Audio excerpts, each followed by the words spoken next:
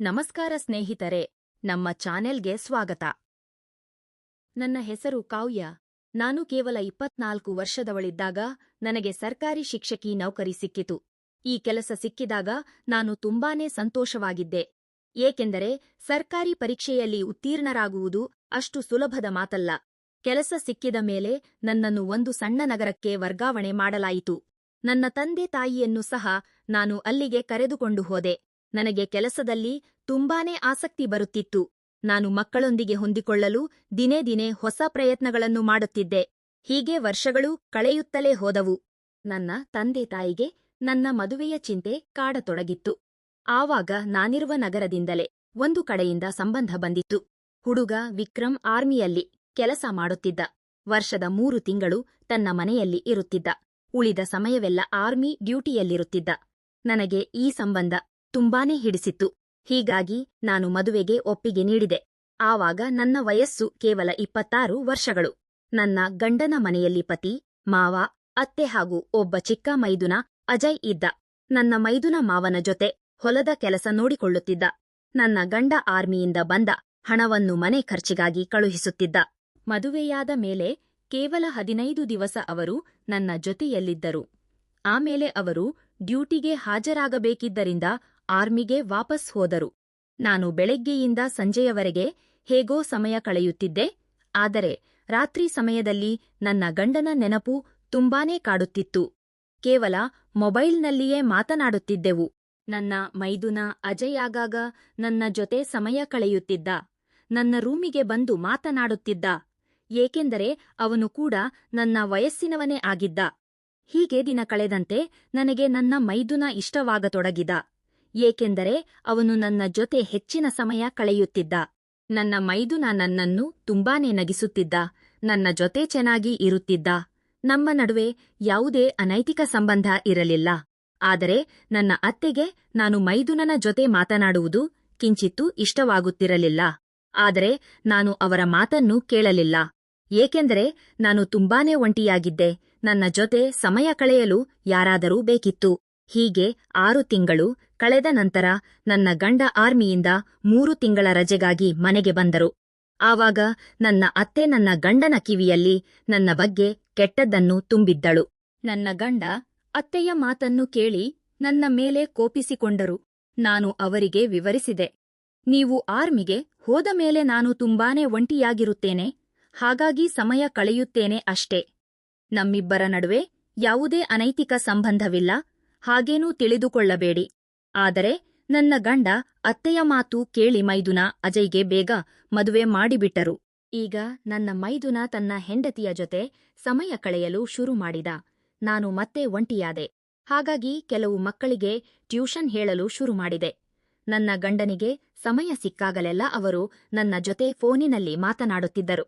ಇವಾಗ ನಮ್ಮ ಮದುವೆಯಾಗಿ 8 ವರ್ಷಗಳು ಕಳೆದವು. ಆದರೆ ನಾನು ಇನ್ನೂ ಕೂಡ ಗರ್ಭಧರಿಸಲಿಲ್ಲ. ನನ್ನ ಅತ್ತೆ ಈ 8 ವರ್ಷಗಳಲ್ಲಿ ನನಗೆ ತುಂಬಾನೇ ಕಟು ಶಬ್ದಗಳಿಂದ ನಿಂದಿಸುತ್ತಿದ್ದರು. ಅವುಗಳನ್ನು ಕೇಳಿದಾಗಲೆಲ್ಲ ನನ್ನ ಕಣ್ಣಿನಿಂದ ನೀರು ಹರಿಯುತ್ತಿತ್ತು.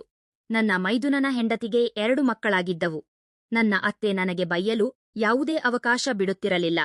ಇವಳು ಗರ್ಭಧರಿಸಿದರೆ ಕೆಲಸ ಬಿಟ್ಟು ಮನೆಯಲ್ಲಿ ಕೂರಬೇಕಾಗುತ್ತದೆ. ಹಾಗಾಗಿ ಇವಳು ತಾಯಿಯಾಗಲು ಬಯಸುವುದಿಲ್ಲ ಎಂದು ತುಂಬಾನೇ ಬೈಯುತ್ತಿದ್ದರು. ಅತ್ತೆಯಂತೆ ಮೈದುನನ ಹೆಂಡತಿ ಕೂಡ ನನ್ನನ್ನು ಇಷ್ಟಪಡುತ್ತಿರಲಿಲ್ಲ. ಹೀಗಿರುವಾಗ ಒಂದು ದಿವಸ ಆರ್ಮಿಯವರು ನಮ್ಮ ಮನೆಗೆ ಬಂದರು. ಅವರ ಜೊತೆ ನನ್ನ ಗಂಡನ ಮೃತದೇಹವನ್ನು ತಂದುಕೊಟ್ಟರು.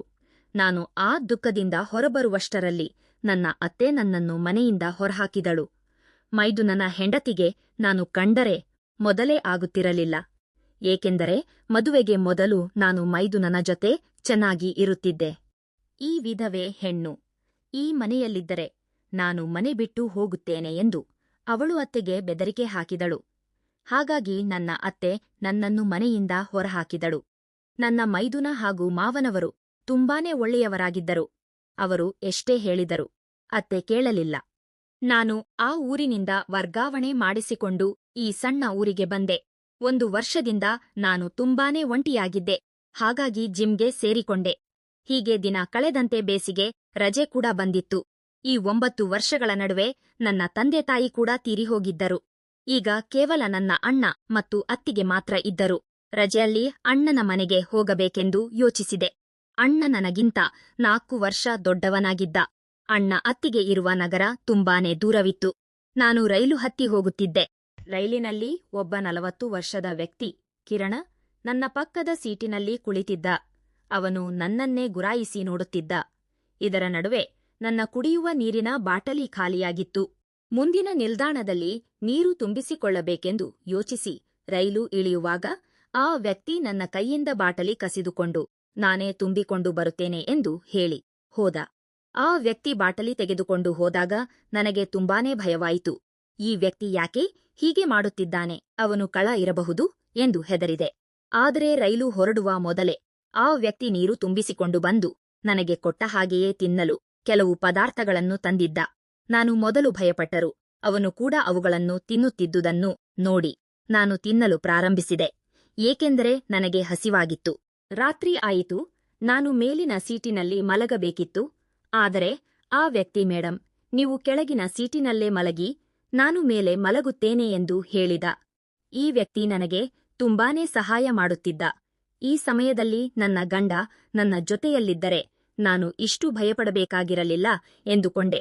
ಮರುದಿನ ಬೆಳಗ್ಗೆ ಅಣ್ಣನ ಮನೆಗೆ ತಲುಪಿದೆ. ಅವರಿಬ್ಬರೂ ನನ್ನನ್ನು ನೋಡಿ ಕಿಂಚಿತ್ತೂ ಸಂತೋಷಪಡಲಿಲ್ಲ. ನನ್ನ ಅತ್ತಿಗೆಯ ಮಾತಿನಿಂದ ಅವಳಿಗೆ ನನ್ನ ಬರುವಿಕೆ ಇಷ್ಟವಾಗಿಲ್ಲ ಎಂಬುದು ತಿಳಿಯುತ್ತಿತ್ತು, ಏಕೆಂದರೆ ನಾನು ವಿಧವೆ ಮತ್ತು ಬಂಜೆ. ಅವಳು ತನ್ನ ಮಕ್ಕಳೊಂದಿಗೆ ಆಟವಾಡಲು ಕೂಡ ನನಗೆ ಬಿಡಲಿಲ್ಲ. ಒಂದು ದಿವಸ ಅತ್ತಿಗೆ ಹೇಳಿದರು, ನೀನು ಬಂದಿದ್ದರಿಂದ ನನ್ನ ಮಕ್ಕಳು ಅಭ್ಯಾಸವೇ ಮಾಡುತ್ತಿಲ್ಲ. ಈಗಂತೂ ಅತ್ತೆ ಮಾವ ಕೂಡ ಇಲ್ಲ. ನೀನು ಇಲ್ಲಿಂದ ಹೊರಟು ಹೋಗು. ಇನ್ನೊಮ್ಮೆ ಇಲ್ಲಿಗೆ ಬರಬೇಡ. ನಾನು ಸರ್ಕಾರಿ ಕೆಲಸ ಮಾಡುತ್ತಿದ್ದೆ. ಅವರ ಒಂದು ಪೈಸೆ ಕೂಡ ನನಗೆ ಬೇಕಿರಲಿಲ್ಲ. ಆದರೂ ಅವರು ಯಾಕೆ ಹೀಗೆ ಹೇಳಿದರೋ ಅರ್ಥವಾಗಲಿಲ್ಲ. ಬೇಸಿಗೆ ರಜೆ ಮುಗಿಯುವ ಮೊದಲೇ ನನ್ನ ಬ್ಯಾಗ್ ಪ್ಯಾಕ್ ಮಾಡಿಕೊಂಡು ಮರಳಿ ನನ್ನ ಊರಿಗೆ ಬಂದೆ. ಮನೆಗೆ ಬಂದಾಗ ತುಂಬಾನೇ ಮಾನಸಿಕ ಒತ್ತಡವಾಯಿತು. ನನ್ನ ಬದುಕು ಏಕೆ ಹೀಗಾಯಿತು ಎಂದು ಅಳು ಬರುತ್ತಿತ್ತು. ಹೀಗೆ ಒಂದು ರಾತ್ರಿ ಮಲಗಿರುವಾಗ ಹೊರಗಿನಿಂದ ಏನೋ ಬಿದ್ದ ಸದ್ದು ಕೇಳಿಸಿತು. ಹೆದರಿಕೆಯಾದರೂ ಧೈರ್ಯ ಮಾಡಿ ಹೊರಬಂದು ನೋಡಿದೆ. ಅಲ್ಲಿ ಇಬ್ಬರು ಗಂಡಸರು ಮುಖಕ್ಕೆ ಬಟ್ಟೆ ಕಟ್ಟಿಕೊಂಡು ನಿಂತಿದ್ದರು. ನಾನು ಕಿರುಚಬೇಕು ಎನ್ನುವಷ್ಟರಲ್ಲಿ ಅವರಿಬ್ಬರು ನನ್ನನ್ನು ಹಿಡಿದು ಬಾಯಿಗೆ ಕೈ ಇಟ್ಟರು. ನನ್ನ ಹೃದಯ ಬಡಿತ ಜೋರಾಯಿತು. ಸ್ವಲ್ಪ ಸಮಯದ ನಂತರ ಅವರಿಬ್ಬರು ಮುಖದ ಬಟ್ಟೆ ತೆಗೆದರು. ಅವರನ್ನು ನೋಡಿ ನಾನು ಶಾಕ್ ಆದೆ. ಒಬ್ಬ ಜಿಮ್ ಟ್ರೈನರ್ ರಾಹುಲ್, ಇನ್ನೊಬ್ಬ ರೈಲಿನಲ್ಲಿ ಸಿಕ್ಕ ಕಿರಣ್. ಇವರಿಬ್ಬರು ಮೊದಲೇ ಪ್ಲಾನ್ ಮಾಡಿಕೊಂಡಿದ್ದರೆ ಎಂಬ ಅನುಮಾನ ಕಾಡಿತು. ನಾನು ಕೇಳುವಷ್ಟರಲ್ಲಿ ಅವರು ಹೇಳಿದರು, ನಾವು ನಿಮ್ಮ ಪತಿ ವಿಕ್ರಮ್ ಅವರ ಸ್ನೇಹಿತರು. ನಾವೆಲ್ಲರೂ ಆರ್ಮಿಯಲ್ಲಿ ಒಟ್ಟಿಗೆ ಕೆಲಸ ಮಾಡುತ್ತಿದ್ದೆವು. ಕೆಲಸದ ಮೇಲೆ ಇಲ್ಲಿಗೆ ಬಂದಿದ್ದೇವೆ. ಅಂಜಬೇಡಿ. ನಮಗೆ ಸ್ವಲ್ಪ ಟೀ ಮಾಡಿಕೊಡಿ. ಅವರ ಬಾಯಿಂದ ಪತಿಯ ಹೆಸರು ಕೇಳಿ ನಾನು ಶಾಂತವಾದೆ. ನಾನು ಟೀ ಮಾಡಲು ಅಡುಗೆ ಮನೆಗೆ ಹೋದಾಗ ರಾತ್ರಿ 2 ಗಂಟೆಯಾಗಿತ್ತು. ಟೆನ್ಷನ್ನಿಂದ ಬಾತ್ರೂಮಿಗೆ ಹೋದಾಗ ನಳದ ಟ್ಯಾಪ್ ಆನ್ ಮಾಡಿದ್ದರಿಂದ ನನ್ನ ಮೈಯೆಲ್ಲಾ ನೀರಾಯಿತು. ನಾನು ಹಾಗೆಯೇ ಟೀ ತೆಗೆದುಕೊಂಡು ರೂಮಿಗೆ ಹೋದಾಗ ಅವರು ನನ್ನನ್ನು ಗುರಾಯಿಸಿ ನೋಡುತ್ತಿದ್ದರು. ಅವರಿಬ್ಬರೂ ಹೇಳಿದರು, ನಿಮ್ಮ ಗಂಡ ವಿಕ್ರಮ್ ನಿಮ್ಮನ್ನು ಚೆನ್ನಾಗಿ ನೋಡಿಕೊಳ್ಳಲು ನಮಗೆ ಹೇಳಿದ್ದರು. ಅವರ ಕೊನೆಯ ಆಸೆ ಏನೆಂದರೆ ನಾವಿಬ್ಬರೂ ನಿಮ್ಮನ್ನು ಮದುವೆಯಾಗಬೇಕೆಂದು. ಹಾಗಾಗಿ ನೀವು ನಮ್ಮಿಬ್ಬರನ್ನೂ ಮದುವೆಯಾಗಬೇಕು. ಈ ಮಾತು ಕೇಳಿ ನನಗೆ ತಲೆ ತಿರುಗಿದಂತಾಯಿತು. ಇಬ್ಬರನ್ನೂ ಮದುವೆಯಾಗುವುದು ಹೇಗೆ? ಇವರು ನಿಜವಾಗಿಯೂ ಸ್ನೇಹಿತರೆ ಎಂದು ಯೋಚಿಸಿದೆ. ಅವರು ಒತ್ತಾಯ ಮಾಡಿದರು, ಇದು ನಿಮ್ಮ ಪತಿಯ ಕೊನೆಯ ಇಚ್ಛೆ. ಇದರಿಂದ ಅವರ ಆತ್ಮಕ್ಕೆ ಶಾಂತಿ ಸಿಗುತ್ತದೆ. ಗತಿಯಿಲ್ಲದ ನಾನು ಅವರಿಬ್ಬರ ಮದುವೆಗೆ ಒಪ್ಪಿಗೆ ನೀಡಿದೆ. ಆ ರಾತ್ರಿ ಅವರು ಅಲ್ಲೇ ಮಲಗಿದರು. ನಾನು ಕುಡಿಯುವ ನೀರಿನಲ್ಲಿ ಏನೋ ಬೆರೆಸಿದ್ದರು ಅನಿಸುತ್ತದೆ. ನನಗೆ ಪ್ರಜ್ಞೆ ತಪ್ಪುತ್ತಿತ್ತು. ಆ ರಾತ್ರಿ ಅವರಿಬ್ಬರು ನನ್ನ ಮೇಲೆ ದೌರ್ಜನ್ಯವೆಸಗಿದರು. ನಾನು ಕಿರುಚುತ್ತಿದ್ದರೂ ಪ್ರಯೋಜನವಾಗಲಿಲ್ಲ. ಮರುದಿನ ಬೆಳಿಗ್ಗೆ ಎದ್ದು ನೋಡಿದಾಗ ಅವರಿಬ್ಬರು ಇರಲಿಲ್ಲ. ನನ್ನ ಮೈಮೇಲೆ ಬಟ್ಟೆಯೂ ಇರಲಿಲ್ಲ. ತದನಂತರ ನೋಡಿದಾಗ ನನ್ನ ತಿಜೋರಿ ತೆರೆದಿತ್ತು. ಅದರಲ್ಲಿದ್ದ ಚಿನ್ನದ ಒಡವೆಗಳೆಲ್ಲ ಮಾಯವಾಗಿದ್ದವು. ಅವುಗಳನ್ನು ನನ್ನ ಗಂಡ ತುಂಬಾನೇ ಪ್ರೀತಿಯಿಂದ ಮಾಡಿಸಿಕೊಟ್ಟಿದ್ದರು. ಅತ್ತೆ ಕಿತ್ತುಕೊಳ್ಳಲು ನೋಡಿದರೂ ನಾನು ಕೊಟ್ಟಿರಲಿಲ್ಲ. ಆದರೆ ಇಂದು ಎಲ್ಲವೂ ಹೋಗಿತ್ತು. ಪೊಲೀಸ್ ಸ್ಟೇಷನ್ಗೆ ಹೋಗಲು ಕೂಡ ನನಗೆ ಮುಜುಗರವಾಯಿತು. ಜೀವನವೇ ನರಕ ಎನಿಸಿತು. ಆದರೆ 1 ತಿಂಗಳ ನಂತರ ನಾನು ಗರ್ಭಿಣಿ ಎಂದು ತಿಳಿದುಬಂದಿತು. ನನ್ನ ಜೀವನದಲ್ಲಿ ಹೊಸ ಬೆಳಕು ಮೂಡಿತು. ಯಾರು ಏನೇ ಅಂದರೂ ಈ ಮಗು ನನ್ನ ಬದುಕಿಗೆ ಆಸರೆಯಾಯಿತು. ಈಗ ನಾನು ಮಗುವಿಗೆ ಜನ್ಮ ನೀಡಿದ್ದೇನೆ ಮತ್ತು ನನ್ನ ಮಗನ ಜೊತೆ ತುಂಬಾನೇ ಸಂತೋಷವಾಗಿದ್ದೇನೆ. ಸ್ನೇಹಿತರೆ, ಈ ಕಥೆ ನಿಮಗೆ ಇಷ್ಟವಾಗಿದ್ದರೆ ದಯವಿಟ್ಟು ಲೈಕ್ ಮಾಡಿ, ಶೇರ್ ಮಾಡಿ ಮತ್ತು ಸಬ್ಸ್ಕ್ರೈಬ್ ಮಾಡಿಕೊಳ್ಳಿ. ಮತ್ತೊಂದು ಇಂಟರೆಸ್ಟಿಂಗ್ ಸ್ಟೋರಿಯೊಂದಿಗೆ ಮತ್ತೆ ಬರುತ್ತೇನೆ. ಧನ್ಯವಾದಗಳು.